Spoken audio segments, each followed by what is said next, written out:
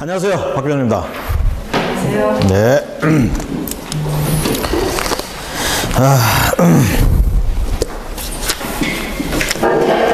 자, 공인중개사 법령 및 실무 하고 있습니다. 여러분들 205페이지 볼 차례죠? 205페이지. 부동산 거래 신고 등에 관한 법률 보고 있습니다. 자, 부동산 거래 신고 등에 관한 법률에서는 토지거래 신고, 부동산 거래 신고해야 되고요. 그 다음에 외국인 토지나 이런 부동산 거래할 때 신고해야 되고요. 그 다음에 이제 우리가 토지거래 허가제도 저번에 말씀드렸지만 이게 국토행 및 이용에 관한 법률에 있다가 이 부분만 띄어가지고 지금 여기 들어왔다고 그랬죠? 그대로 옮겨왔다고 보시면 돼요. 그러면서 이 부분은 여러분들이 민법에서도 판례로 이제 많이 나올 수 있는데 그쪽에서는 유동적 무효 개념으로 해가지고 계약의 책임이라든가 뭐 이런 걸 묻는 쪽으로 많이 나오고요. 우리 이쪽에서는 법령 전문 가지고 주로 낸다 이렇게 보시면 되겠습니다. 물론 몇 가지 판례 기본적인 것들은 이 교재에 소개되어 있으니까 그 정도 충분히 이쪽에서는 그 정도만 해도 충분하다. 자, 먼저 토지거래 허가구역 지정. 허가구역을 지정해야 되죠. 이 토지거래 허가구역을 지정하는 이유가 뭐겠어요? 그렇죠. 한마디로 얘기하면 투기의 우려가 있거나 또는 그런 일이 벌어지고 있는 지역 토지거래 허가구역으로 지정을 해서 토지 거래할 때 거래를 못하게 하는 것이 아니라 하긴 하되 투기 목적으로 하는 걸 근절시키기 위해서 이 구역을 지정한다 이렇게 되겠죠. 그래서 자, 구역을 지정을 하고요. 토지거래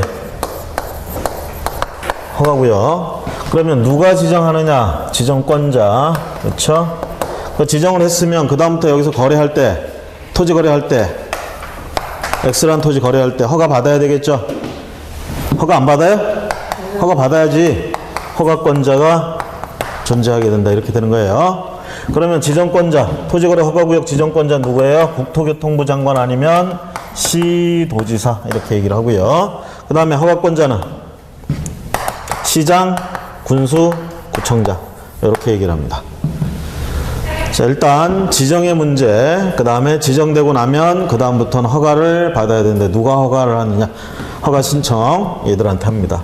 자, 그러면 여기에 토지를 가진 갑과 이 토지를 살려는 을이 자, 거래 허가 신청 누구한테? 시장, 군수, 구청장에게 허가 신청을 하겠죠. 자, 허가 신청을 하면 시장, 군수, 구청장은 허가를 할지 말지 결정을 내려주는데요. 자, 허가를 할지 말지 하다가 보니까 이 토지가 공익사업을 위해서 필요한 토지야. 공익사업을 위해서 필요한 토지. 그러면 시장, 군수, 구청장은 여기서 허가 신청 들어왔을 때 선매 협의를 할 수도 있어요. 선매. 쉽게 얘기하면 여기서 공익사업을 하기 위해서 무슨 개발사업을 하거나 이런 기관들이 있단 말이야. 공공기관들. 그런 공공기관이 지금 이 토지를 사야 돼. 그래야 공익사업을 할 수가 있어. 자, 그런 상황인데 지금 뭣도 모르고 토지 소유자하고 누구? 외지 사람이 지금 사겠다라고 매매 계약을 하겠다고 허가 신청을 한 거예요, 지금. 그러니까 시장, 군수, 구청장은 지금 이렇게 보니까 이거 공익사업자가 공익사업을 하기 위해서 뭐 한국토지주택공사라든가 이런 애들이 요걸 지금 살려고 그러고 있다는 걸 알아. 그랬을 때 어떻게? 그 자들한테 선매. 이게 선자 앞선자예요. 먼저 사봐라. 이렇게 얘기를 하는 거야. 지금 허가 신청은 누가 했어? 갑과 을이 했죠? 갑과 을이 했는데 요거에 대해서 미리 공익사업을 위해서 이 토지가 필요하다. 그러면 선매 협의 해보라고 합니다. 그러면 선매자를 예를 들어서 A라는 자를 갖다가 선매할 자 한국토지주택공사라고 해봅시다. 아예 좋게 그냥 이야기 좋게 LH공사라고 해봅시다. LH공사죠? 한국토지주택공사. 관심이 없으세요? 여러분들 앞으로 이제 개업공인중개사하고 할 때 얘들 많이 신경 써야 돼요. 응? 한국토지주택공사 이 홈페이지는 매일매일 들어가서 얘들이 혹시 뭐하고 나 모르게 뭐하고 있나 맨날 살펴봐야 돼. 응? 얘들이 가진 정보가 여러분들에게 꿈과 희망을 줍니다. 아시겠어요? 자, LH공사가 여기서 지금 공익사업을 위해서 개발을 하려고 그러고 있어. 여기서. 자, LH공사가 여기서 개발한다. 그럼 뭐 주택이나 이런 거 공급해 만들어서 공급한다는 얘기죠. 자, 그럼 이 지역 가격이 떠 안 떠? 가격이 튀죠? 그쵸? 그러니까 쉽게 얘기하면 이게 계속 맞물려 돌아가는 거야. LH공사가 사업 시행자로 이 지역에 개발 사업을 시행자로서 지정이 됐어. 그럼 여기 개발 사업 한다는 거 안 한다는 거야? 한다는 걸까? 여기 땅값 올라가 안 올라가? 땅값 올라가죠? 투기꾼들 몰려 안 몰려? 몰려들죠? 그러면 얘들이 뭐 해야 되겠어? 투기 막아야 되겠지? 그쵸? 토지거래 허가구역으로 지정하는 거예요. 발단은 저거야 사실은. 그래서 토지거래 허가구역으로 지정됐어. 거기서 지금 갑이 가진 X 토지를 을에게 팔려고 그래. 못 판다가 아니야. 팔 수 있어요. 팔 수 있어요. 대신 허가 받아야 돼. 그래서 허가 신청을 했어 지금. 허가 신청을 했는데 시장군수구청장이 허가 주려고 딱 봤더니 이거 LH공사가 사들여야 사업을 할 수가 있다는 얘기야. 보세요. 그러면 얘들끼리 거래를 해. 이걸 허가를 해줬어. 그러면 우리 이제 X토지의 소유권을 이전 등기 받아가지고 X토지 소유권자가 되겠죠? 그럼 뭐래 나중에? 어차피 얘가 사업할 때 저거 사야 될 거 아니야. 얘 입장에서는 얘한테 있는 상태에서 사느냐, 얘한테 소유권이 넘어간 다음에 사느냐, 그 문제밖에 없어요, 쟤한테는. 그러니까 얘들이 안 팔 수가 없어, 이렇게 된 상황이 되면 나중에는 쟤한테. 아시겠죠? 그러니까 얘들 사이에 이렇게 거래가 있을 때 시장군수구청장은 저거 얘가 필요로 하던 토지다. LH공사가 그러면 선매해라 라고, 선매 협의해봐라 라고 얘한테 먼저 찔러준다는 얘기예요. 그렇게 하는 게 여기 넘어가기 전에 계약하는 게 뭐예요? 등기 한 번이라도 줄이고, 그쵸? 세금 덜 나가게 해줄 수 있잖아. 그래서 선매 협의를 해보라고 LH공사한테 얘기를 하고, LH공사가 저 갑한테 이제 찾아가는 거야. 찾아가서 야, 우리 너 나한테 팔아라. 을한테 팔 거. 그쵸? 근데 중요한 건 갑은 반드시 얘한테 팔아야 되느냐? 그렇진 않아요. 협의하라고 돼 있어. 가격이 마음에 안 들면 갑은 안 팔아도 되는 거야. 결론적으로 그러면 선매가 깨졌다. 그러면 매매로 보통 거래 허가 신청으로 들어가는 거야. 허가 신청. 아까 허가 신청했잖아. 이것 때문에 잠시 허가를 해줄지 말지를 멈춰 놓은 거였어요. 근데 이게 깨졌어. 이게 만약에 선매가 됐으면, 협의가 됐으면 어떻게 돼? 갑은 LH공사한테 팔면 끝이에요. 이전 등기 해주고 끝나는 거야. 아, 을은 뭐가 된 거야? 을은 세된 거야. 그냥 구경하다 만 거야. 아시겠죠? 이런 경우에 저기서 나한테 팔려고 했던 건데 얘한테 했으니까 나한테 뭐 손해배상이나 이런 거 나올 수가 없어요. 여기서는. 아시겠죠? 이 제도 자체가. 자, 이렇게 된 상태에서 선매가 되면 이렇게 가져가는데 이게 깨져. 그러면 어떻게 돼? 아까 허가 신청 들어간 거 그대로 진행됩니다. 그래서 허가를 해주려고 봤더니, 자, 허가 해줄 때 기준이라는 게 있어요. 허가 기준. 그 기준의 가장 큰 첫 번째 기준은 뭐야? 요놈이 투기할지 안 할지. 이게 가장 큰 기준이지. 투기할 놈 같으면 허가해주면 안 되겠죠? 그래서 투기할지 안 할지 그 기준을 어떻게 보느냐? 을이 도대체, 지금 을이 갑하고 을 간의 허가 신청 이거 하는 거예요 지금. 을이 도대체 저 토지를 뭐에 쓰려고 그러는지 이 얘기를 해야 됩니다. 토지 이용 계획을 허가 신청할 때 해야 돼요. 나는 이렇게 토지를 쓸 겁니다. 나는 이 토지를 집 짓는 데 쓸 겁니다. 나는 이 토지를 농사 짓는 데 쓸 겁니다. 자, 이런 것들은 뭐예요? 토지 투기는 아니죠. 실수요자라고 우리가 흔히들 그래요. 이런 사람들은. 자, 이런 목적이면 허가해 줄 수 있다라는 거. 허가 기준. 그렇죠? 자, 그런 목적에 따라서, 그리고 그 다음에 이제 그 저 토지를 사기 위해서 우리 이제 자금 조달을 어떻게 할 것인지. 자, 이 토지를 사는데 90%를 대출받을 거래. 90%를 대출받는다. 이건 냄새가 나는 거야. 투기의 냄새가 나는 거죠. 자기 돈은 10%밖에 안 들어간다는 얘기잖아. 그쵸? 여러분 한번 생각을 해봐. 저 90%는 뭐 공짜예요?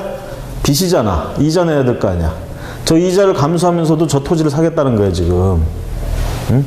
저거를 실수요자들, 즉 자기 집 짓는 데 쓴다든가 또는 농사 짓는 데 쓴다든가 이런 목적으로 할 때는 이 90%나 빌려가지고 이자 감당 못 해요.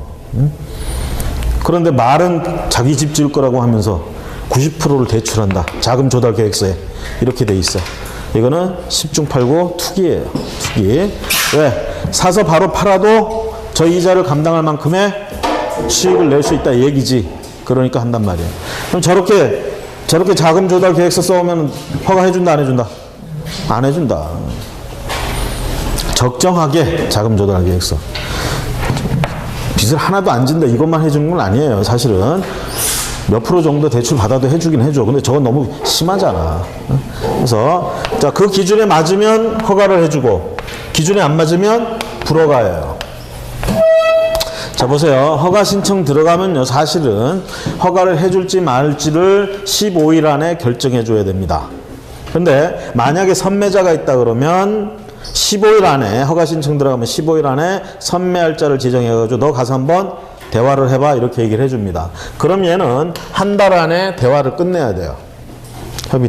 협의를 해야 돼. 이게 안 되면 다시 일로 가. 허가 절차가 다시 진행돼. 아시겠죠? 그렇게 해가지고 15일 안에 결정이 난단 말이야. 허가 불허가. 자, 허가 나면 어떻게 하면 돼? 가바고를 하고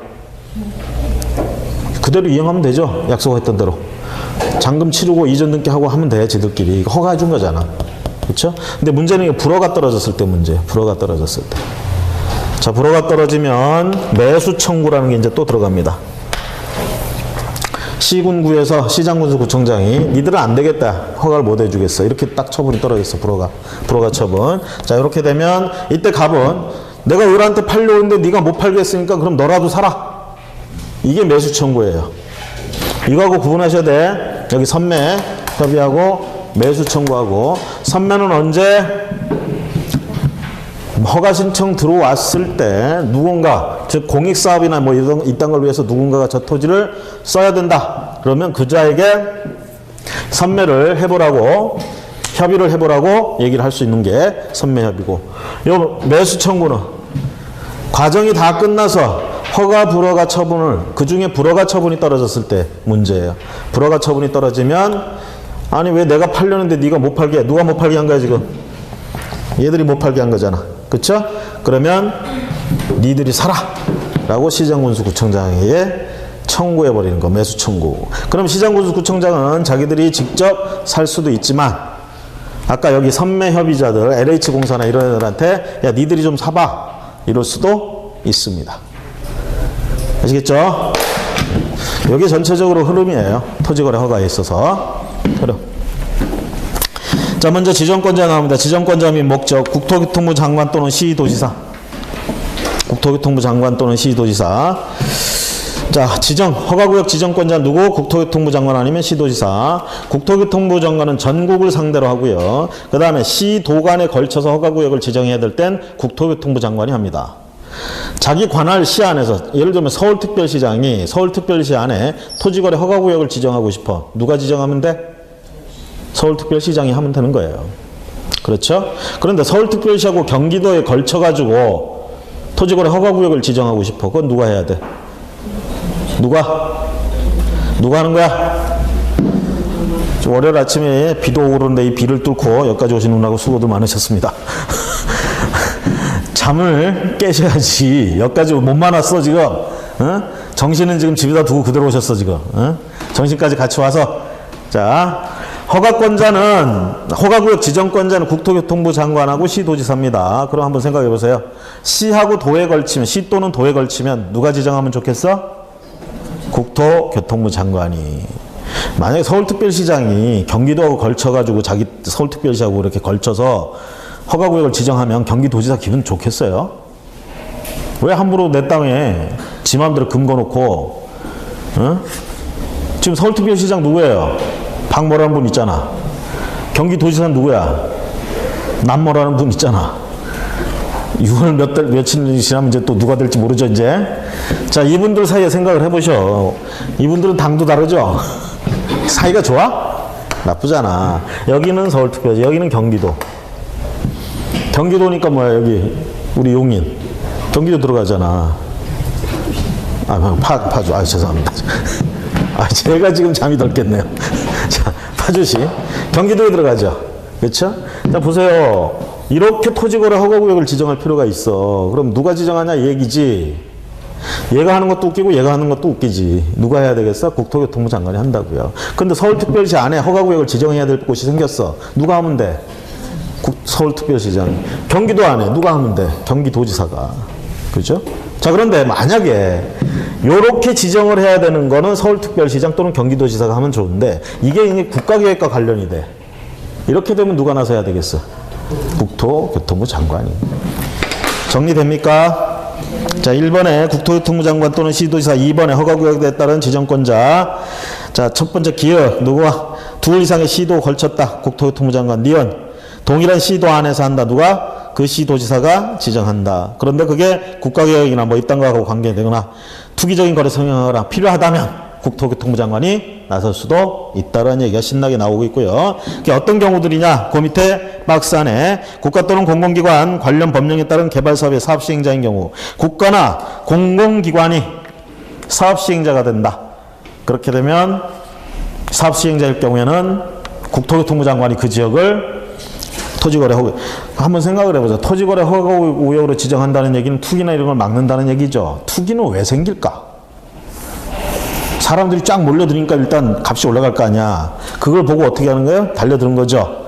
싸게 사서 비싸게 팔고 나오려고. 이게 투기 세력 아닙니까? 그렇죠? 얘들은 어떤 지역에 몰려드는 거야, 결론적으로? 뭔가 지금 확 바람이 일어나는 곳이죠. 개발이 일어나는 곳, 이런 곳에 몰려든단 말이야. 그런 곳은 어떤 곳이겠어? 우리가 법적으로 얘기하면 여러분들 공법에서도 많이 배웠잖아. 개발 제한구역에서 풀려나면 어떻게 돼? 개발 제한구역에서 풀려나면 어떻게 돼? 시가와 조정구역에서 풀려나면 어떻게 돼? 용도지역, 녹지지역에서 녹지지역 중에 자연녹지인가요? 이거는 다른 용도지역으로 주거지역이나 이런 걸로 바꿀 수도 있잖아. 녹지지역에서 이런 주거지역으로 풀려나는 곳, 이런 곳은 어떻게 되는 거야? 토지의 이용, 이게 범위가 넓어지잖아. 그럼 당연히 가격이 올라가죠. 건폐율 용적, 예를 들어 건폐율 20%밖에 안 했던 거 건폐율 60%까지 할 수 있어. 응? 용적률 40%밖에 안 되던 게 용적률 200%까지 주어진대. 그 땅을 지금 2배로 이용할 수 있다는 얘기야. 그전엔 반의 반 겨우 이용하는데 2배로 이용할 수 있는 땅하고 반은 반밖에 이용 못하는 땅하고 어떤 땅이 비싸겠어?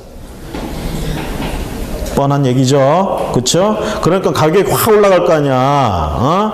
가격이 확 올라가니까 냄새 맡은 사람들은 전부 다 와서 뭐 미리 선정하려고 난리 날 거 아닙니까? 그런 곳에서 투기가 일어나는 거예요. 그러니까 어떻게 해야 되겠어? 그럴 염려가 있는 곳은 미리 저렇게 지정을 해야겠지. 자, 그건데요. A번에 보시면 사업시행자가 국가나 이렇게 돼 있다. 공공단체가, 공공사업, LH공사나 이런 애들이 저기 개발한다고 돼 있다. 그러면 당연히 투기 세력에 몰립니다. 자, 이런 곳은 어떻게 국토교통부 장관이 토지 허가구역으로 지정할 수 있고, B에 가보시면 해당 지역의 지가 변동률 등이 인근 지역 또는 전국 평균에 비해 급격히 상승하거나 상승할 우려가 있는 지역, 인근 지역 또는 전국 평균에 비해서 급격히 상승해. 지가 변동률이. 변동률이라는 게 뭐겠어요?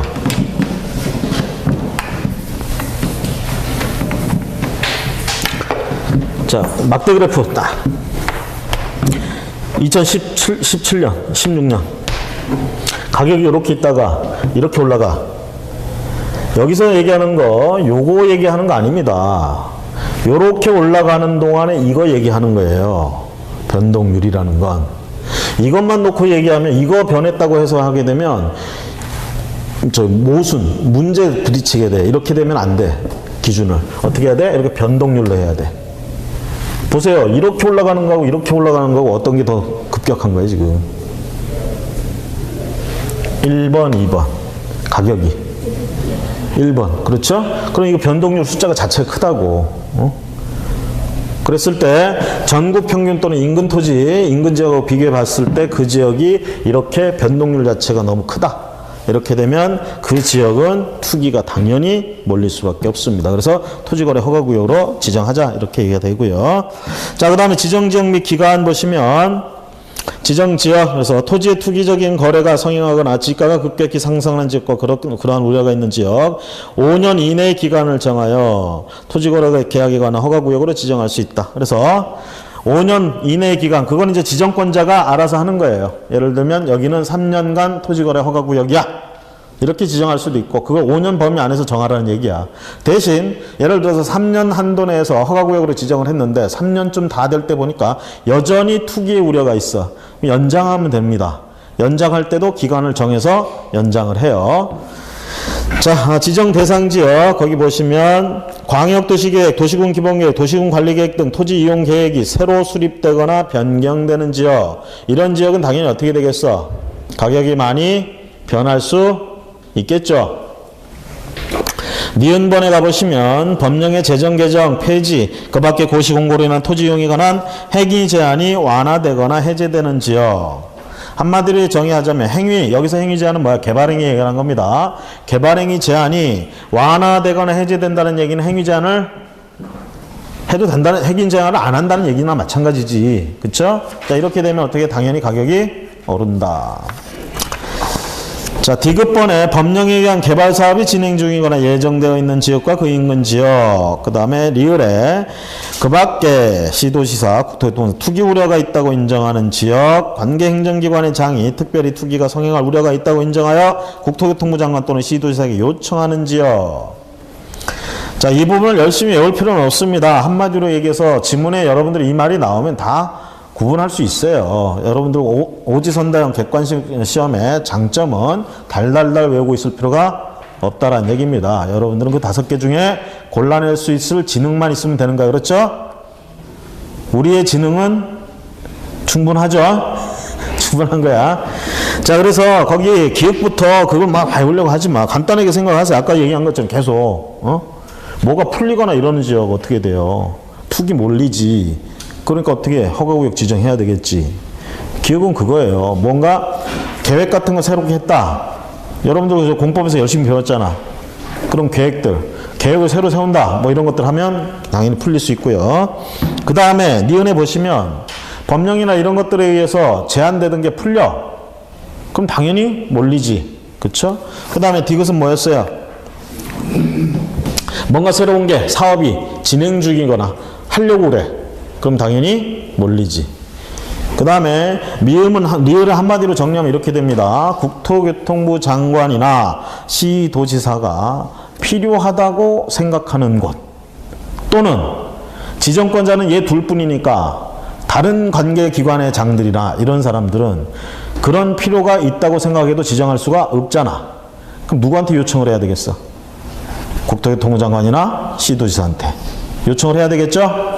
그래서 리을은 그거예요. 국토교통부 장관이나 시도지사가 필요하다고 인정하거나 요청받은 지역, 이런 곳은 이렇게 짧게 하면 이렇게 정리할 수 있겠죠? 요청받은 지역. 자, 그 다음 이제 지정 절차 가보시면 원칙적으로 지정할 때요, 심의를 거치는 게 원칙입니다. 국토교통부 장관은 누구한테 심의를 받으면 돼? 중앙 어쨌든 토지수용위원회 아니 도시계획위원회, 어쨌든 도시위원회한테 심의를 받는 거예요. 국토교통부 장관은 누구에게? 중앙. 시도지사는 누구에게? 시도 도시계획위원회. 자기 레벨에 맞게 뭘 하는 거야? 심의를 거치는 거예요. 여기서 하나 조심하실 건 토지거래 허가구역을 지정할 때 의견 청취를 하고 심의를 거치느냐 이 얘기죠. 그 밑에 의견 청취 얘기 나오죠. 안 나와요? 니은번에 의견 청취라고 나와 있잖아. 의견 청취. 조심하세요. 처음에 지정할 때 의견 청취한 다음에 심의 이렇게 가느냐? 안 가요. 의견 청취 없어요. 바로 심의 들어가. 국토교통부 장관의 시도지사는 의견 청취 안 하고 바로 심의 들어갑니다. 그럼 언제 의견 청취하느냐 이 얘기죠. 의견 청취는 나중에 연장할 때 하는 겁니다. 심의만 거치면 허가구역 지정할 수 있고요. 자, 3년 했어. 3년. 3년이 다 돼. 연장하고 싶어 지금. 연장을 할 때는 어떻게? 관계 지자체나 이런 애들한테 뭐 하라는 얘기야? 의견 청취 하라는 얘기예요. 아니 그러면 처음에 지정할 때 뭐하러, 지정할 때 왜 의견 청취를 안 해도 되고 나중에 연장할 때 의견 청취를 하느냐? 처음에 지정했을 때요, 심의 거쳐서 지정했죠. 예를 들어서 국토교통부 장관이 지정을 했어. 거기에는 누군가 있지, 지자체 장이 있잖아. 어느 지역이든 간에 여기를 지정했단 말이야. 국토교통부 장관이. 여기에 관할 시도지사 뭐 이런 애들이 있을 거 아니에요. 그렇죠? 자기 구역을 지정했어 지금. 자기한테 의견 한마디도 안 듣고 심의 거쳐서 지정했어. 마음에 안 들어. 이건 안 해도 될 것 같아. 그럼 얘가 뭐 하면 돼? 얘한테 요청하면 돼요. 해제해 주세요. 쓸데없이 하신 겁니다, 이거. 필요 없습니다. 아시겠죠? 그러니까 미리 의견 청취하고 들어가는 게 아니야. 그냥 지정해놓고 얘가 뭐라고 와서 요청하면 풀어주면 되는 거예요. 심의만 거치면 돼, 지정할 때는. 아시겠죠? 지정할 땐 심의 거칩니다. 의견 청취 없이 바로. 대신 뭐 할 때? 연장할 때. 연장할 수 있다고 그랬잖아. 갱신. 토지거래 허가구역 지정한 거를 기간을 연장할 수도 있잖아. 연장할 때는 얘한테 의견을 물어보는 거야, 이제. 그때 가서는. 야, 왜? 얘는 지금 이 기간 동안 아무 말도 안 했잖아. 심의 거쳐서 했는데. 얘는 분명히 필요 없으면 요청할 수 있다고 그랬어요. 그런데 아무 말도 없었다는 얘기는 그냥 수긍한다는 얘기잖아. 그러고 하다가 이제 연장할 때쯤 돼가지고 그때는 한번 물어본다는 얘기야. 물어보니까 안 해도 될 것 같습니다. 그러면 안 하게 되는 거고, 해야 되겠습니다 하면 하는 거죠. 자, 거기 의견 청취. 자, 심의를 먼저 보면 지정하려면 두 번째 줄 국토교통부 장관은 중앙도시계획위원회, 그 다음에 시도지사는 그 밑에 시도도시교회원회 심의를 거쳐야 하고요. 니은번에 의견 청취, 요거는 연장할 때 신청하는, 연장할 때 청취하는 겁니다. 그래서 뭐라고 돼 있느냐? 지정기간이 끝나는 허가구역을 계속하여 이렇게 표현하고 있잖아. 그쵸? 지정기간이 끝나는 허가구역을 계속하여 다시 허가구역으로 지정하려면, 즉 연장하려면 중앙도시계획위원회 또는 시도도시계획위원회 심의 전에 누구? 관계 미리 시도지사 및 시장군수구청 그 지역에 허가구역 지정돼 있는 지정돼 있는 그곳 의견을 들어야 된다. 그래서 이거 간과하실 수 있는데 의견 청취는 심의 전에 처음 지정할 때는 안 들어요. 연장할 때 듣습니다. 자, 그 다음에 지정권자의 공고 및 통지. 자, 당연히 지정권자는 지정하고 나면 어떻게 해야 돼? 알려줘야 되겠죠. 전 국민에게 사실은 알려야 되잖아. 그래야 거래할 때 허가받으러 오고 할 거 아닙니까? 그래서 처음에 알릴 때 어떤 내용 알리겠어요? 허가구역이 어딘지, 허가기간은 얼마나 되는지, 뭐였던 것들이 거기 A부터 쭉 있습니다. 참고하시고, 니은번에 가보시면 통지 이렇게 돼 있어요. 공고 내용을 국토교통부 장관이 지정했을 때는 국토교통부 장관은 시도지사를 거쳐 시장군수 구청장이 통지하고, 시도지사가 지정했을 때는 국토교통부 장관 시장 또는 시장군수 구청장에게 통지한다. 그 지정한 내용들을 통지를 하면 결국은 마지막에 알리는 건 누가 알리느냐? 시장군수 구청장이 사람들에게 알린다. 그 밑에 3부 동그라미 3번 7일 이상 공고하고 15일간 일반이 열람할 수 있도록 해준다. 그래서 구조가 이렇게 되는 거죠. 국토교통부 장관 이렇게 있고, 사실은 시도지사나 국토교통부 장관이 같은 레벨로 이렇게 놓고 싶은데 대개는 이렇게 약간 기울어져 있어. 이렇게 직속은 아니에요. 직속 부하 관계는 아닌데 이렇게 됩니다. 그래서 국토교통부 장관이 지정을 했을 때는 어떻게 궁극적으로 시군 구청장에게 알리는 게 목표야. 왜? 얘들이 지금 국민하고 가장 밀접하게 있기 때문에 어떤 사실에 대해서 알리는 책임 몽땅 얘들한테 있는 거예요. 얘들한테. 구역 지정은 누가 했어? 얘 아니면 얘가 했잖아. 그쵸? 얘가 했을 때는 어떻게? 얘가 직접 국민에게 알리는 게 아니에요. 얘들이 알리는 거야. 그러니까 얘들한테 알려줘야겠지. 통지. 얘한테만 알리느냐? 이거 보고 성격이 있는 거야, 사실. 얘한테도 통지해 줍니다. 통지. 자, 그 다음에 국토교통부 장관이 지정을 했어, 이번에는. 그럼 국토교통부 장관도 국민에게 알려야 되잖아. 이걸 직접 알리는 게 아니라고 그랬죠? 어떻게? 얘는 얘한테만 통지해요. 얘한테만. 그럼 얘가 어떻게 하느냐? 그 통지를 얘한테 보내. 그럼 얘가 알리는 거야. 결국 알리는 건 누구야? 얘예요. 거기 나와 있는 7일 이상 공고하고 15일 이상 열람시키고 하는 건 얘가 하는 거야. 근데 그걸 시키기 위해서 통지를 이런 식으로 한다고. 아시겠죠? 얘는 짓고 바로, 그리고 보고. 그렇죠? 얘는 얘한테만. 얘는 이런 애들하고는 별로 얘기하고 싶지 않다는 거야. 레벨가 있다 이거지. 그렇죠? 그래서 요렇게 간다. 이걸 전부 통지라고 불러요. 통지. 자, 효력의 발생. 자, 그러면 토지 거래 허가구역으로 지정했어. 지정한 날짜가 있을 거 아니야. 그날부터 허가받아야 되나요? 5일 후부터. 5일. 그래서 공고한 날부터가 아니라 공고한 날부터 5일 후에 효력이 발생한다. 공고한 날부터 5일 후에. 자, 그 다음에 지정의 해제 또는 축소. 1번. 자, 지정 사유. 허가구역 지정 사유가 없어졌다고 인정되거나 또는 두 번째 줄. 지정 해제 또는 축소 요청이 있었다고 인정되면, 이유 있다고 인정되면 지체 없이 허가구역 지정을 해제하거나 지정된 허가구역의 일부를 축소하여야 한다. 자, 허가구역을 축소할 수도 있다라는 얘기죠. 그렇죠? 자, 두 가지예요. 본인이 지정권자가 직접 판단해 봤을 때 이게 그럴 필요가 없어서 허가구역으로 지정할 필요가 없어졌어. 아니면 축소할 필요도 있어. 그럼 자기가 직접 하면 돼, 그거는. 또 하나는 그 지역에 짱들이 여기 없어졌습니다. 그럴 이유가 하고 요청할 수도 있잖아. 지정했던 거 해제해 주세요. 또는 축소해 주세요. 그래서 지정 해제 또는 축소는 두 가지. 스스로 판단해서 직접 판단해서 필요하다면 지정 해제 또는 축소. 그 다음에 요청. 그 지역의 요청에 의해서 지정 해제 또는 축소. 자, 그 다음에 토지거래에 대한 허가. 나머지는 넘어가시고. 자, 근데 3번 보세요. 3번. 동그라미 3번. 해제 또는 축소를 한 경우에 공고한 날부터 효력이 발생한다. 요거. 아까 토지거래 허가구역으로 지정된 효과는 언제부터 발생했어요? 공고한 날로부터 5일. 자, 그 해제가 되면 해제는 언제부터 효과가 발생해? 공고한 날부터. 여기 차이가 있다라는 거 구분하시고. 그 다음 토지거래에 대한 허가. 허가권자 및 대상. 자, 첫 줄 허가권자 누구라고 그랬어? 시장, 군수, 구청장. 앞으로 이제 허가관청이라고 부르면 얘들이에요. 시장, 군수, 구청장. 자, 그 다음에 허가 대상 가봅니다. 기획본의 허가 대상.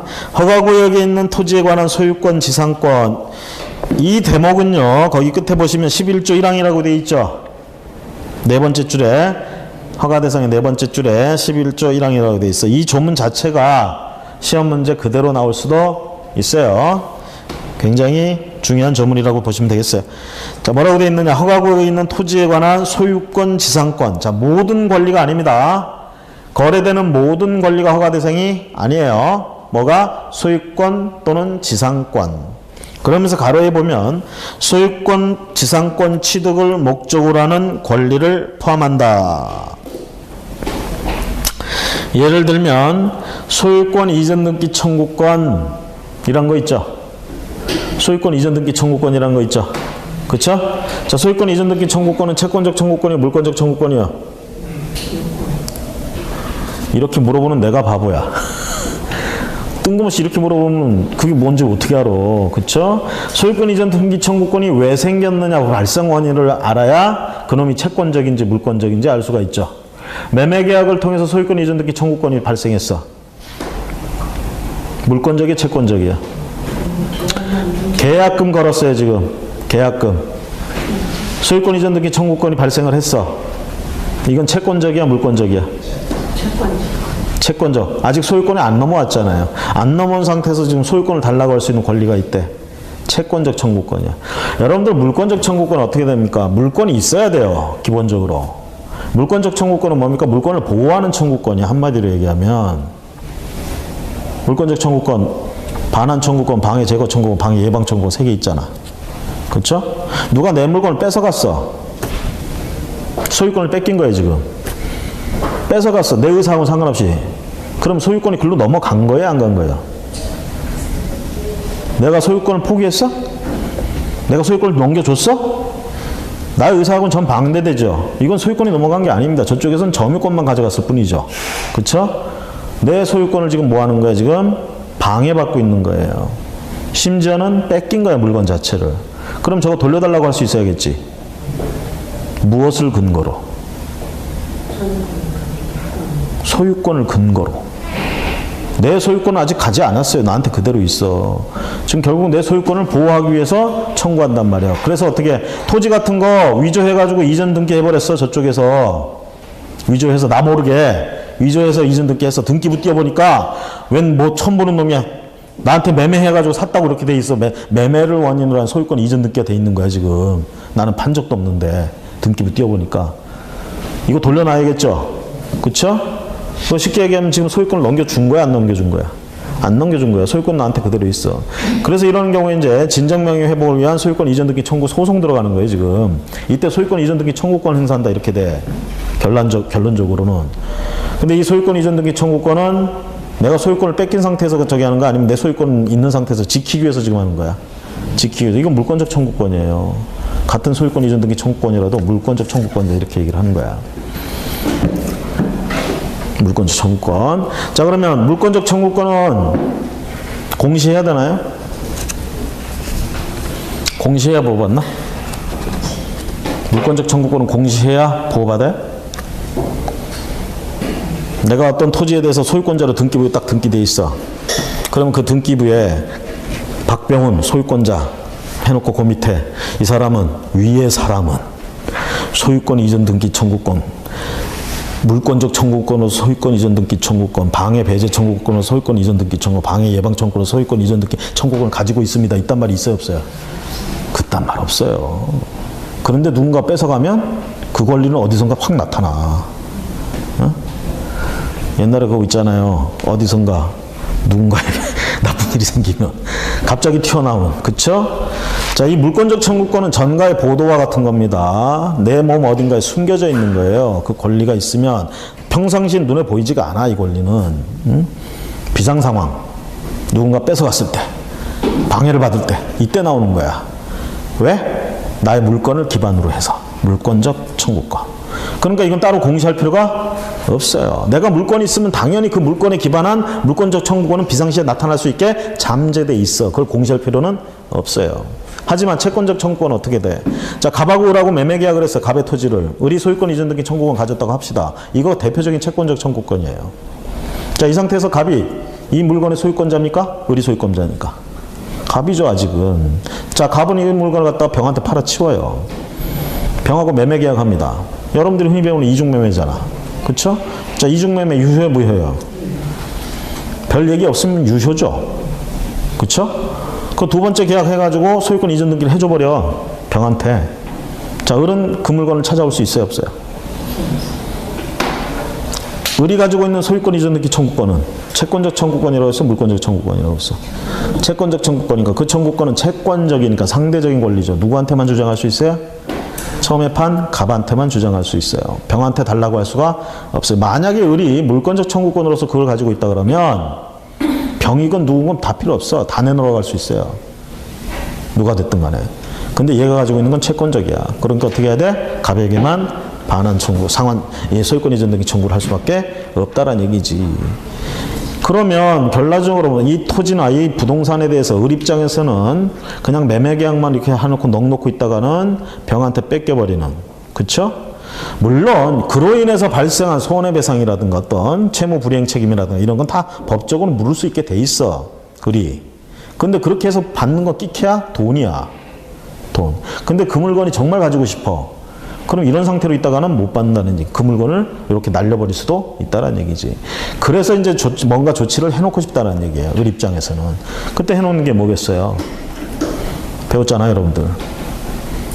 소유권 이전 청구권 보전 가등기라는 거 하죠. 가등기. 가등기 해놓잖아. 가등기니까 등기부에 나와, 안 나와?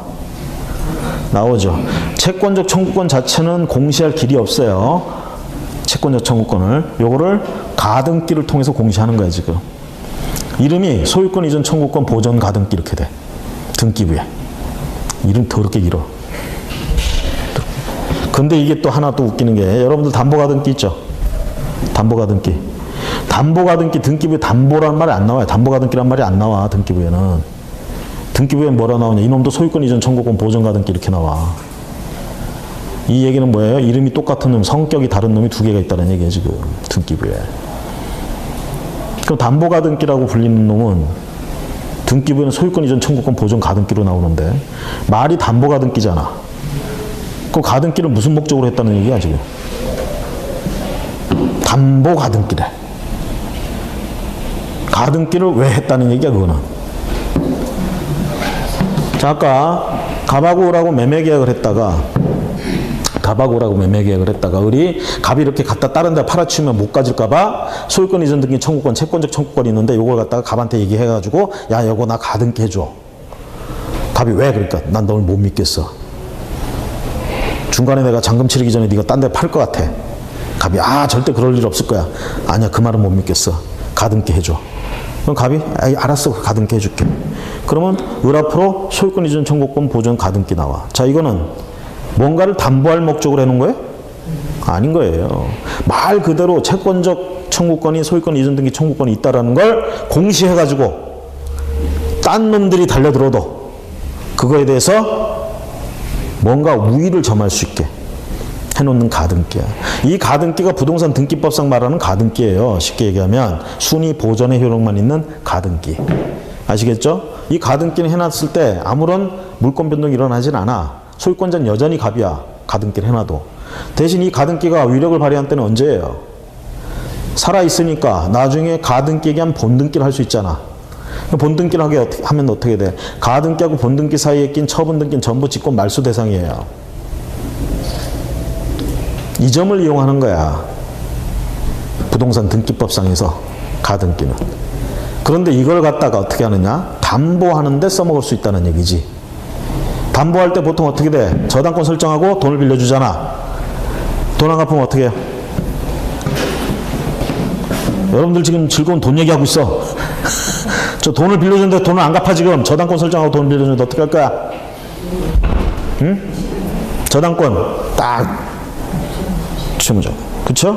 내가 저당권 설정해 놓은 이유가 뭐야? 그거 하려고 그런 거잖아. 경매 신청해야지. 저당권 실행을 위한 경매라고 얘기합니다. 그렇죠? 민사집행법상에 나오고 있는, 여러분들이 흔히 알고 있는 법원 경매. 그렇죠? 자, 이거 딱 경매 신청하면 바로 돈이 나와? 내가 빌려준 돈 바로 나와? 언제 나와요? 경매 진행돼서 누군가 낙찰을 받아야지. 낙찰자가 이제 법원에다 돈을 낼 거 아니야. 낙찰자가 나한테 직접 돈을 안 줘요. 저당권자한테. 누구한테 줘? 법원한테 줘. 법원은 어떤 의미에서 보면 경매를 진행하는 하는 입장에서는 중개업자나 마찬가지예요. 대신 우리랑 다른 건 뭐냐? 걔들은 강력한 파워를 가지고 하는 거야. 우리는 어때? 우린 무슨 파워가 있어. 이쪽하고 저쪽하고 하여튼 그 말만 좀 다르면 그냥 노심초사하고 우리는 그러잖아. 근데 법원은 절대 그런 거 없어. 그냥 법에 정해진 대로 지들 멋대로야. 멋대로가 아니라 법대로지. 응? 어떻게 해요? 경매를 쉽게 하면 빚잔치를 법원에서 해주는 거야. 경매는. 그럼 낙찰자가 거기다 법원 돈을 내요. 낙찰 대금을 내. 그게 물건값이잖아. 그럼 나 저당권자는 어떻게? 거기 가서 배당을 받는 거예요. 이 배당 받을 때 이제 웃긴 게 뭐냐? 우선 변제권이 있느냐 없느냐의 차이점. 저당권자, 근저당권자 우선 변제권 인정해주죠? 우선 변제권이라는 게, 자, 담보 물건에는 우선 변제권이 있는 게 원칙이에요. 없는 것도 있지만, 저당권 같은 거는 가장 스탠다드한 담보 물건이야. 여기에는 우선 변제권이 있어. 그 우선 변제권의 의미는 뭐예요? 배당 순서대로 서 있다가 자기 차례 되면 뒤에 있는 애보다 우선해서 언제까지? 만족할 때까지, 채권을 만족할 때까지 받아갈 수 있는, 이게 우선 변제권이야. 이게, 뭐 순서대로 받아가는 건 뭐, 이게 얼마나 대단한 권리인데요. 일반적인 채권자들은 이게 없어요. 돈만 빌려주고 차용증 한 장 딸랑 가지고 있는 사람 절대 이런 거 없어. 순서에도 못 들어가. 배당 순서에도. 그나마 배당 순서에 들어갔다 가압류권자 같은 경우, 얘들은 물권자가 아닙니다. 그냥 가압류권자일 뿐이에요. 채권을 가지고 있다는 걸 표시를 했을 뿐이야. 등기부에다가. 그래서 순서에는 넣어줘. 배당 순서에는. 다만 얘들 차례 되면 우선 변제권이 없어요. 얘들은. 가슴 아프게도 뒤에 있는 애들하고 어떻게 동순이 돼버려요. 이렇게 되면. 순서에 들어갔다가. 자, 채권자들은 뭐가 지배해? 채권자 평등의 원칙이 지배합니다. 그래서 어떻게? 동순위로 채권에게 비례해서 나눠가요. 하지만 물권자들은 뭐가? 순서가 중요하다고 그랬죠? 물권하고 채권하고 부딪히면 누가 이긴다고 그랬어? 물권 우선의 원칙. 시간에 상관없이 이깁니다. 물권이. 이거는. 그럼 물권끼리 이제 쭉 부딪히면 어떻게 돼? 하나의 물건에 대해서. 그건 시간 순서대로 가는 거야. 아시겠죠? 그러면 저당권이 여러 개다. 그럼 저당권 1등, 2등, 3등, 4등 이렇게 쭉 가는 거예요. 우선 변제권자들 순서대로 배당을 받습니다. 만족할 때까지. 1등은 거의 다 받을 확률이 높아요. 2등부터는 국물도 없을 확률이 높습니다. 그쵸? 자, 그럼 보세요. 여기에 저당권이 그렇게 설정해놨다가 내가 1순위였어 어쨌든. 그러면 낙찰되고 한 1년 정도 지나야 되게 낙찰돼서 돈을 받아. 응? 얼마나 오래 걸려. 채권 한 번 회수하는데. 돈 빌려주는 사람들은요 크게 고민하면 두 가지 고민합니다. 얘한테 빌려주면 이자는 따박따박 얼마씩 잘 받을 수 있을까, 이거 하나. 또 하나, 이거 떼이지 않을까. 이게 가장 큰 고민이야, 돈 빌려주는 사람들. 그래서 대비해서 지금 저당권 설정해놨는데, 중요한 건 이거 회수하는데 기간이 너무 걸린다는 얘기야. 얘가 돈을 안 갚으면. 이거보다 화끈한 방법 없을까, 이걸 생각하는 거지. 응? 얘가 안 갚는 순간 그냥 바로 내가 어떻게 돈을 찾거나 뭐 이런 방법 없을까 하다 보니까 부동산 등기법에 가등기가 눈에 띈 거예요. 그래서 사람들이 가등기를 이용하게 됩니다. 1960년대, 50년대, 70년대 이때. 심지어는 이거보다 더 훌륭한 게 있어요. 양도담보라고 있어요. 양도담보. 담보라고 그랬잖아. 담보조로 양도하는 거야. 채무자 집이나 채무자 토지에다 저당권을 선정하는 게 아니라 이걸 채권자 앞으로 이전 등기를 해버리는 거야, 그냥. 돈 빌려주면서. 담보조로. 그거 나중에 갚으면 어떻게 해주겠다는 얘기야. 다시 돌려주겠다는 거 아니야. 그쵸? 양도담보. 그럼 이제 어떤 문제가 생길 수 있어? 돈을 빌렸다가 이전 등기 해줬다가 돈 갚고 다시 이전 등기 하면 아무 문제 없어요. 응? 아무 문제 없어. 근데 돈을 1억을 빌렸는데 집은 10억짜리야. 이전 등기 해놨어. 그때부터 채권자 입장에서는 채무자가 돈을 잘 갚기를 바랄까 안 바랄까? 여러분 같으면 어떻게 하겠어요? 물 떠놓고 빌게 돼. 돈 갚지 말라고. 자, 1년 빌리고 했는데 1년 딱 됐어. 돈 안 가져왔어. 그 순간 어떻게 돼요? 그 집은, 그 토지는 이미 내 거야. 뭘 조치를 할 것도 없어. 이전 등기 다 해놨잖아, 그 전에. 그쵸? 그럼 그때부터 내가 돈 필요하면 갖다 팔아치워도 되는 거고, 마음대로 해도 되는 거야. 얼마나 좋아. 요거에 비해서 가등기는 어쨌어? 소유권 이전 청구권 보존 가등기를 해놓습니다. 담보 가등기라고 우리가 실무에서 말을 하는데, 돈 빌려주고 얘 돈 안 갚으면 어떻게 하는 거야, 이거는? 그렇지. 가등기 얘기하면 본등기 해버리면 바로 내 거 되는 거야. 요게 양도담보보다 한 단계 더 들어가는 거지. 양도담보는 그런 거 할 필요도 없이 이미 그걸 전에 해놨잖아. 소유권을 넘겨놨잖아. 돈만 안 갚으면 되는 거야. 근데 가등기는 돈 안 갚으면 그걸로 끝이 아니라 가등기 얘기하면 본등기까지는 해줘야지. 수고를 한 번 더 해야 돼. 하지만 저당권 설정하는 것보다 화끈하지. 뭐가 화끈해? 뭐가 화끈해? 안 갚으면 그냥 내 거 되잖아. 그쵸? 그러니까 이용을 해야 안 해? 많이 하죠. 거기다 뭐가 좋아? 어? 환가 절차. 우리가 경매를 환가 절차라고 그래요. 그런 걸 안 하다 보니까 방금 얘기했잖아. 1억을 빌리는데 10억짜리 물건에다 하는 이딴 거. 폭리를 취하는 일들이 벌어지는 거죠. 그러니까 돈이 급한 사람, 사업하면서 돈이 급한 사람들은요, 이런 조건 하에서 다 합니다. 달러 빚이라도 지는 판 마당에 이런 조건 하에 한단 말이에요. 그랬다가 결국은 여의치 못한 상황에서 그 비싼 물건을 그냥 날리는 거야. 이런 피해자들이 엄청나게 나오죠. 자, 이런 거 보호를 해야 되겠죠. 그래서 나온 게 여러분들이 알고 있는 가등기, 담보 등에 관한 법률이에요. 거기서 이제 가등기, 담보 등에 관한 법률은 목적이 그거야. 목적이 뭐? 빌려주는 돈하고 담보물 사이에 균형을 가지라는 얘기고, 균형이 없다 하더라도 결국은 막판에 못 갚아야 돼서 그냥 10억을 꿀고 가지는 말라는 얘기야. 청산 절차 걸쳐라. 이런 게 나오는 게 가등기, 담보 등에 관한 법률이에요. 목적을 알면 법이 보이죠? 그죠? 미안합니다. 여러분들이 잘 알고 있는데 자꾸 이렇게 얘기를 해서. 결국은 그 채권적 청구권 같은 경우 소유권 이전 등기 청구권을 보전하기 위해서 우리가 등기법상에 가등기를 할 수 있어. 가등기는 그래서 여러분들 설명 들을 때 뭐라고 그랬어요? 청구권을 보전하기 위해서 가등기 할 수 있다고 그랬잖아. 이때 우리가 배우는 건 맨날 배우는 건 소유권 이전 등기 청구권 가지고 배우는데 이거 말고도 다른 것도 많아. 청구권이라 불리는 것 중에 등기부에 해놓고 싶은 거 있으면 다 가등기 할 수 있어. 청구권을 보전하기 위해서 가등기 한다 이렇게 얘기를 하거든. 그렇죠? 자, 이게 부동산 등기법상에 말하는 거고, 이 부동산 등기법상에 말하는 이 가등기는 순위 보존의 효력밖에 없어요. 근데 요걸 갖다가 사람들이 한 번 더 이용, 한 번 더 데쳐가지고 어떻게 담보 잡는 데 써먹는 걸 우리가 담보 가등기라고 그래. 그래, 등기 실무상으로는 이름이 똑같을 수밖에 없어, 등기부에. 그런 이제 그런 소유권 이전 등기 청구권 보존 가등기가 있는 그런 물건이 경매 들어가면 골치 아파요. 법원에서. 왜? 이놈의 가등기가 담보 가등기인지 말 그대로 뭐 매매계약 했다가 그렇게 채권적 청구권을 갖다가 담보가 아니라 순위 보존해 놓으려고 해 놓은 건지, 등기법상의 가등기인지, 가등기 담보 등에 관한 법률상의 담보가등기인지. 왜? 성격이 다르거든. 담보가등기는요, 저당권처럼 취급해줘요. 그럼 어떻게 하느냐? 배당 순서에 넣어줘. 배당도 받아가요. 근데 등기법상에 말하는 순수한 의미에서 이 가등기는, 순위 보존의 의미, 이 가등기는 우선 변제권 같은 거 주질 않습니다. 배당 순서에 못 들어가요. 그런 문제들 때문에. 자, 그러면 어쨌든 뭐 담보가등기까지 뒤에서 어차피 나와, 이 부분들. 우리가 이게 중개사 법령이 잡다한 법령이에요, 이게. 어떻게 보면 앞부분에 법령은 그 중개사법하고 이 거래신고 이것까지만 나오지만, 법령은 그 외에 뒤에서 이렇게 되게 보면 여러분들이 어쨌거나 중개를 하기 위해서 이걸 풀어야 될 거 아니야. 이걸 푸는데 지금 이 집을 보러 온 사람들한테 뭐 다른 나라의 뭐 문화가 어떠니, 뭐 그 나라에 여행 갔다 왔던 얘기, 이런 얘기 하고 있을 거야? 아니잖아요. 이 물건에 대해서, 부동산에 대해서 이걸 풀어야 될 거 아니야. 그럼 이 부동산하고 관계되면 전부 법령 아닙니까? 그러다 보니까 그 설명하거나 이렇게 되는 거, 그 전부 해가지고 어떻게 보면 이게 종합이야, 이게. 이 과목이. 그나마 법령에서 시험 문제를 앞쪽에 더 많이 내니까 좀 쉬워 보이는 거죠. 이거 뒤에 실무 쪽에 그 설명하는 거 가지고 이거 내게 되면 여러분들 임대차에 관한 거, 뭐 경매에 관한 거, 이거 전부 다, 특히 임대차 같은 건 법에, 민법 쪽, 그쵸?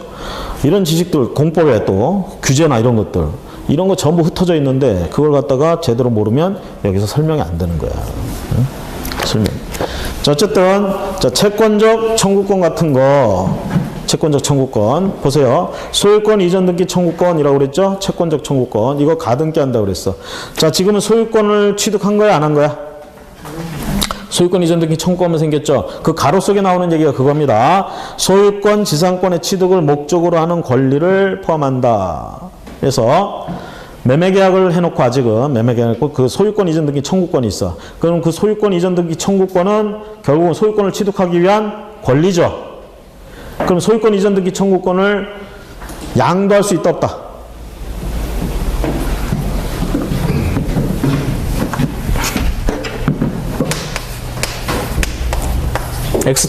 토지거래 허가구에 얘라고 매매계약 했어.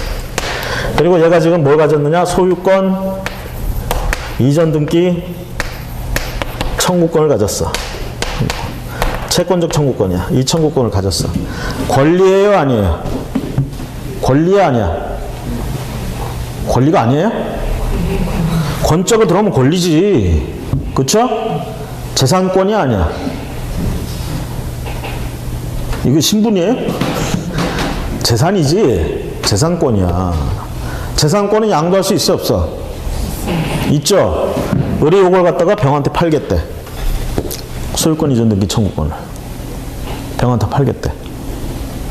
사겠대. 팔겠대. 팔고 산다. 그럼 얘가 소유권 이전 등기 청구권을 가지게 된다는 얘기죠? 그렇죠? 그러면 얘가 가졌으면 이제 소유권 이전 등기 청구를 누가 해야 돼? 얘는 팔고 없잖아, 지금. 얘가 해야지. 얘가 그럼 소유권 이전 등기 청구해서 일로 오잖아, 물건이. 결국은 이렇게 거래하는 셈이 되는 거죠. 그렇죠?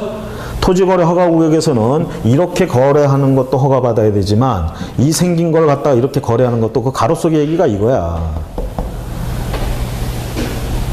아시겠죠? 이걸 취득으로 목적으로 하는 것도 신고해라 마라, 허가받아라 마라. 허가받아라. 자, 그래서 소유권 지상권을 가로 속 빼놓고 일단 보면 이전하거나 설정. 그럴 때 가로 속에 보시면 대가를 받고 이전하거나 설정하는 경우만 해당된다. 이 얘기는 뭐예요? 유상계약만 허용된다는 얘기야. 유상계약만 허가를 받아야 된다는 얘기고. 자, 이런 계약, 예약까지 포함해서 이걸 전부 우리가 토지거래 계약이라고 합니다. 요걸 체결하려는 당사자는 공동으로 허가를 받아야 됩니다. 허가 신청, 공동 신청입니다. 그래서 자, 그래서 그 밑에 표에 보시면 허가 대상인 거 아닌 거 해서 막 그렇게 잔뜩 해놨어. 그럼 막 외우려고 그러지 마세요. 일단 소유권 지상권을 기억을 하셔. 소유권 지상권. 그리고 돈이 왔다 갔다 하는 거래라고 생각을 하셔. 허가받아야 되는 거. 무상으로 하는 건 여기서 허가받을 필요가 없습니다. 그래서 왼쪽에 보시면 소유권의 유상 이전 계약 및 예약. 그래서 우리가 흔히 알고 있는 매매 계약. 그쵸? 또는 예약. 매매 예약. 그 다음에 토지의 지상권 유상 설정 계약. 자, 지상권은 유상이에요, 무상이에요, 원래? 지상권이 성립하려면 반드시 지료를 지급해야 되나요? 여러분들 전세권은 전세금을 반드시 지급해야 돼, 안 해도 돼? 응? 전세금은 무상의 전세권이라는 게 있어요? 없습니다. 전세권은 전세금 지급이 전세권 성립 요건이에요. 아시겠죠? 이에 반해서 지상권은 지료 지급이 요건이 아닙니다. 당사자가 약정해서 지료를 지급할 수도 있고 약정에 의해서 지료를 지급 안 할 수도 있는 거예요. 지료를 반드시 주기로 해야만 지상권이 성립되는 게 아니란 얘기야. 그렇죠?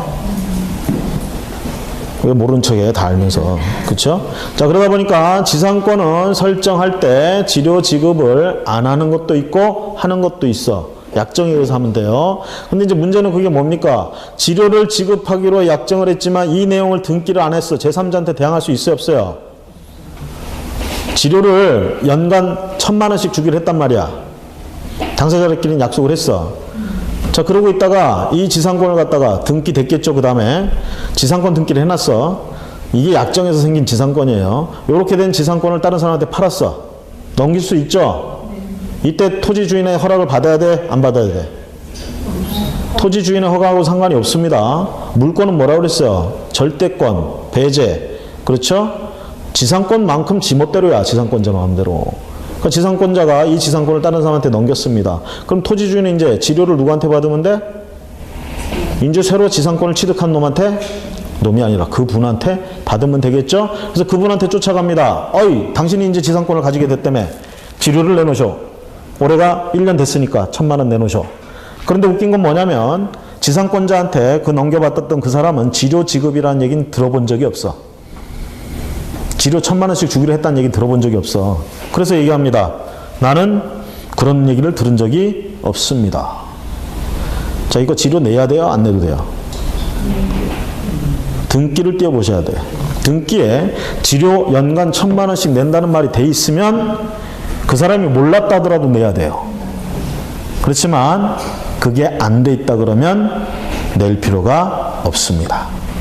제3자에게 대항하지 못한다는 의미가 그거예요. 그거. 자, 그래서 지상권은 유료 또는 무료가 있어요. 만약에 지료를 지급하기로 했다, 유상 설정 계약, 이렇게 했을 때는 토지거래 허가구에서 지상권 설정, 유상으로 하기로 했다 그러면 허가를 받아야 돼. 하지만 요거를 그냥 공짜로 하게 됐다 그러면 허가 받을 필요가 없죠. 지료 지급에 대해서 지료 지급이 없다 그러면 허가 받을 필요가 없다. 그래서 이제 그런 식으로 좀 보시면 되겠는데, 오른쪽에 또 보시면 둘, 넷, 다섯 번째 보시면 민사집행법상의 경매 있죠? 이게 여러분들이 흔히 알고 있는 법원 경매예요. 자, 토지거래 허가구역에 있는 토지는 경매 나올 수 있다 없다? 이것도 경매 나올 수 있어요. 얼마든지. 그렇죠? 거래 자체를 못하는 게 아니라니까. 응? 경매 나왔어. 그럼 내가 그거 낙찰받으러 가. 허가 받을 필요 있을까? 이미 국가기관에서 이걸 다 지금 통제해가지고 매각을 하는 상황이야 지금.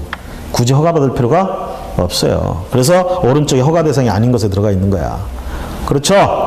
그러면 이걸 응용하면 공매 절차를 통해서 나오는 것들이나 뭔가 국가기관이 관여됐던 것들, 이런 것들은 허가 대상이 아니다 이렇게 가겠지. 자, 일단은 왼쪽에 허가 대상에서 거기 동그라미 점 첫 번째 거, 두 번째 거 이렇게 해놓고요. 그 다음에 밑에 뭐 비업무용 공매에 의한 취득 두 번째 올라와서 오른쪽에 가보시면 거기 3회 이상 유찰된 비업무용 부동산 공매, 요거까지는 좀 체크를 하시고, 다시 그 박스 위에 가면 허가를 받지 아니하고 체결한 토지거래 계약은 그 효력이 발생하지 않는다. 11조 6항에 이렇게 돼 있죠. 우리가 토지거래 허가구역으로 지정되면 거기서 거기 구역에 있는 토지 거래 거래를 할 수 있어요, 없어요? 못하는 게 아니라고 그랬지. 허가를 받아야 된다고 그랬잖아. 그런데 되게 메커니즘이 어떻게 돌아가냐면, 허가구역이에요. 그러면 얘들이 이 토지를 지금 예건데 둘이 매매 계약을 하려고 그래. 법에 바로 1항에서 뭐라고 돼 있었어? 매매 계약을 하고 와서 허가 신청을 하라고 돼 있어? 계약하기 전에 허가 받으라고 돼 있어? 거기 네 번째 줄에 뭐라고 돼 있어요? 바로 앞에. 체결하려는 당사자는 공동으로 허가를 받아야 한다. 법에는 이렇게 돼 있잖아. 체결하려는 당사자는 이랬어. 체결하고 허가 받으러 오라는 거야? 체결하기 전에 받으러 오라는 거야? 법에는 체결하기 전에 받으러 오라고 돼 있어요. 근데 사람들은 관행상 다 어떻게 해? 체결해놓고 허가 신청하러 가. 그렇죠?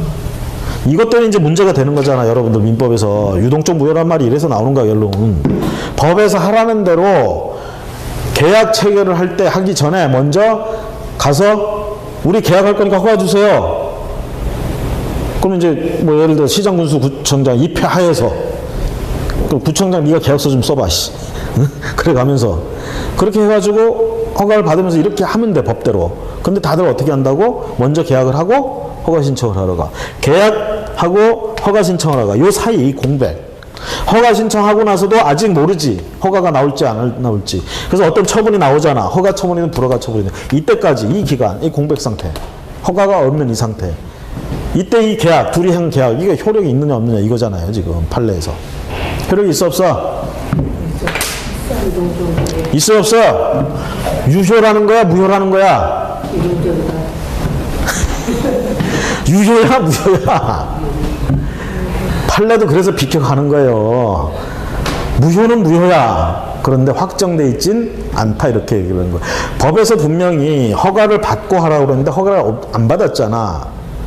그래서 이 허가를 또 뭐라고 그래 판례가. 말은 법에서 허가라고 그러는데 강학상 인가의 성격이 있다 이렇게 얘기를 해요 또. 인가는 뭡니까? 당사자들의 법률 행위를 효력을 보충해 주는 걸 우리가 인가라고 그래. 이 허가가 있음으로 인해서 이게 유효하게 되잖아. 허가가 없으면 무효고 허가가 있으면 유효야. 이 허가는 그러니까 보충적인 역할을 하는 거지. 이 계약의 완성을 위해서. 너무 멀리 나갔는데 난 항상 멀리 나가고 이렇게 멀리 나갔다고 얘기해. 자 어쨌든 자 이거 계약을 체결해가지고 허가를 받기 전까지 이 상태 법에는 분명히 계약을 체결하기 전에 하라고 되어 있지만 보통 사람들은 허가를 먼저 계약을 먼저 하고 가서 허가를 받으러 간단 말이에요. 그래서 이 상태를 여러분들이 열심히 배운 유동적 무효 상태다 이렇게 얘기를 하고 결국은 허가 처분이든 불허가 처분이든 떨어지면 비로소 확정된다는 얘기죠. 유효가 되든 무효가 되든. 자 그래서 니은에 그 효력이 발생하지 아니한다 그 얘기가 결국은 체결할 때 허가를 받지 않았다. 아직은 무효다 이 얘기예요. 유동적이지만. 그 다음에 잠시 쉬었다가 2번에 허가 기준 면적 이거 보도록 하겠습니다.